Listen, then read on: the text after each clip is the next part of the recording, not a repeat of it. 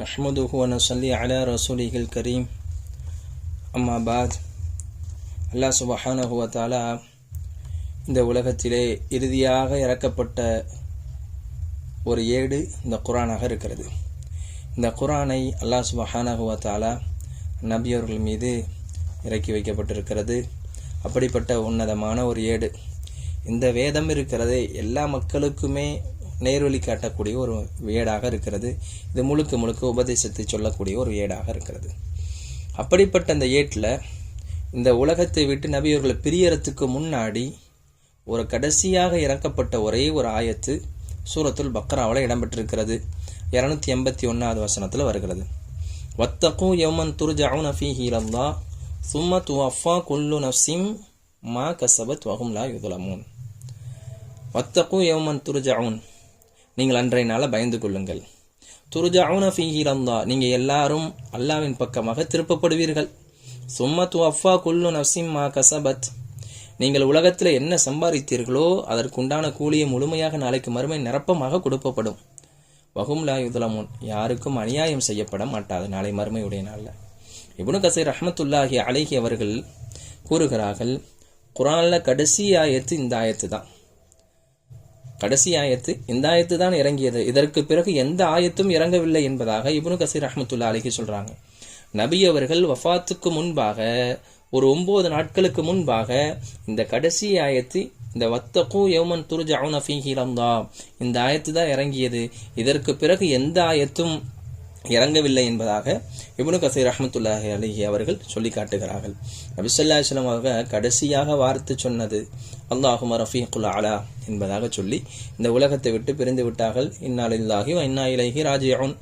இப்னு Abbas ரலியல்லாஹு அன்ஹுமா அவங்களும் அதே தான் சொல்றாங்க. ரயீசுல் முஃபஸ்ஸிரீன், குர்ஆன்ல கடைசி ஆயத்து இந்த ஆயத்து தான் இறங்கியது, இதற்கு பிறகு எந்த ஆயத்தும் இறங்கவில்லை என்பதாக சொல்லி காட்டுகிறார்கள். இப்னு உமர் ரலியல்லாஹு அன்ஹுமா அவங்க கூறுகிறார்கள், குர்ஆன்ல கடைசியாக ஒரு சூரா முழுமையாக இறங்கி இருக்குதுன்னு சொன்னா அது இதா ஜா நஸ்ருல்லாஹ் தான். இதா ஜா நஸ்ருல்லாஹி வல் ஃபத்ஹ் وَرَأَيْتَ النَّاسَ يَدْخُلُونَ فِي دِينِ اللَّهِ أَفْوَاجًا فَسَبِّحْ بِحَمْدِ رَبِّكَ وَاسْتَغْفِرْهُ إِنَّهُ كَانَ تَوَّابًا. இந்த சூரா முழுமையாக கடைசியாக இறங்கிய ஒரே ஒரு சூரா முழுமையாக இறங்கியது என்பதாக இப்னு உமர் ரலியல்லாஹு அன்ஹுமா அவங்க சொல்லி காட்டுகிறார்கள். கணியத்து குறித்தானவர்களே, இந்த வத்தகு யௌமன் துர்ஜஊன ஃபீஹி இலல்லாஹ் இருக்கிறது, இந்த ஆயத்து கடைசியாக இறங்கப்பட்ட ஆயத்து. இப்னு அப்பாஸ் ரலியல்லாஹு அன்ஹுமா ரயீசுல் முஃபஸ்ஸிரீன் இவங்க சொல்றாங்க, இந்த ஆயத்து இறங்கின பிறகு நான் புரிந்து கொண்டேன் நபி ஸல்லல்லாஹு அலைஹி வஸல்லம் இந்த உலகத்தை விட்டு பிரிய போறாங்க.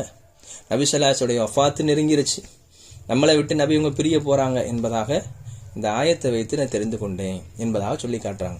காரணம் ஏன்னா, வத்தகு யௌமன் துர்ஜஊன ஃபீஹி இலல்லாஹ்ங்கிறது நாளைக்கு எல்லாமே நாளைக்கு அல்லாஹ்வுடைய சன்னிதானத்துல மக்ஷருடைய மைதானத்துல ஒன்று சேரக்கூடிய ஒரு இடம்.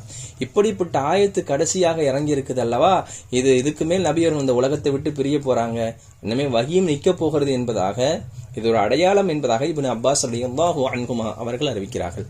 கண்ணியத்து குறித்தானவர்களே, இந்த வத்தகு யௌமன் துர்ஜஊன ஃபீஹி இலல்லாஹ் இருக்கிறது, நாளை மறுமையுடைய நாள் எல்லாருமே நாளைக்கு அல்லாஹ்வுடைய சன்னிதானத்தில் நம்ம எல்லாருமே போய் நிற்போம். கபருடைய குழியிலிருந்து எந்திரிச்சு நாளை மறுமையுடைய நாளில் கூட அல்லாஹ் சுப்ஹானஹு வ தஆலா உலகத்தில் என்ன சம்பாதித்தமோ அதற்கு உண்டான கூலி நாளைக்கு நிரப்பமாக கொடுப்பான். அல்லாஹ் உலகத்தில் பணக்காரனாக இருந்தானே அந்த மனிதருக்கு அல்லாஹ் என்ன செய்வான், யாருக்குமே அல்லாஹ் சுப்ஹானஹு வ தஆலா நீதமாக தான் நடப்பானே தவிர அநியாயம் செய்ய மாட்டான். சகப்பா இருக்கிறவனுக்கு ஒரு மாதிரி, கருப்பா இருக்கிறவனுக்கு ஒரு மாதிரி, ஏழைகளுக்கு ஒரு மாதிரி, பணக்காரர்களுக்கு ஒரு மாதிரி, உலகத்தில் இவங்களாம் இப்படி இருந்தார்களே அவங்களுக்கு யாருக்கும் வஹும் லா யுظلمون, யாருக்குமே அநியாயம் செய்யப்பட மாட்டாது என்பதாக இந்த குர்ஆன் ஆயத்து கடைசியாக அல்லாஹ் நமக்கு போதிக்கிறான். கணியத்து குறித்தானவர்களை, நமக்கும் மரணம் என்பது இருக்கிறது. நாளைக்கு மறுமையுடைய நாள்ல ஹாலிதீன ஃபீஹா, நிரந்தரமான வாழ்க்கை, ஒரு கொஞ்ச நாளுடைய வாழ்க்கை அல்ல, நிரந்தரமான வாழ்க்கை.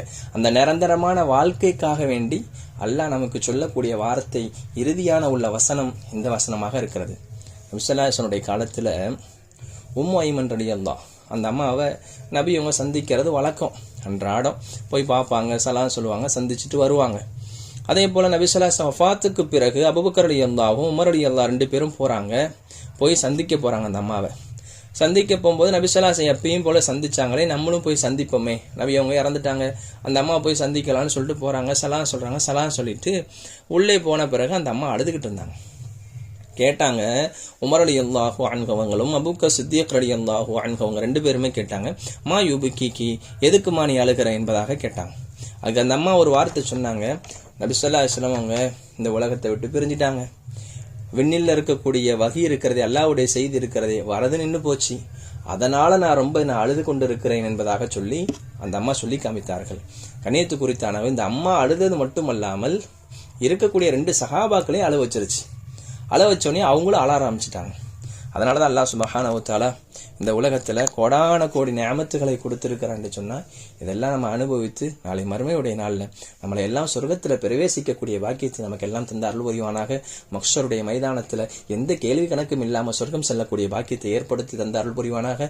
நாளை மறுமையுடைய நாள்ல நரகத்திலிருந்து நம்மளை எல்லாம் பாதுகாத்து அருள் புரிவானாக. இந்த ரமலானுடைய காலத்துல அதிகமாக அல்லாஹ்விடத்துல இஸ்திக்ஃபார் செய்யக்கூடிய பாக்கியத்தையும், பாவ மன்னிப்பு தேடக்கூடிய பாக்கியத்தையும், அதிகமான சதக்காக்களை தான தர்மங்களை செய்யக்கூடிய பாக்கியத்தையும் அல்லாஹ் சுப்ஹானஹு வ தஆலா நமக்கெல்லாம் தந்த அருள் புரிவானாக. நாம் செய்யக்கூடிய அமல்களை எல்லாம் செய்து அல்லாஹ்விடத்துல ஏற்றுக்கொள்ளப்பட்ட நல்ல அடியார்களாகவும் உங்களையும் என்னையும் ஆக்கி அருள் புரிவானாக.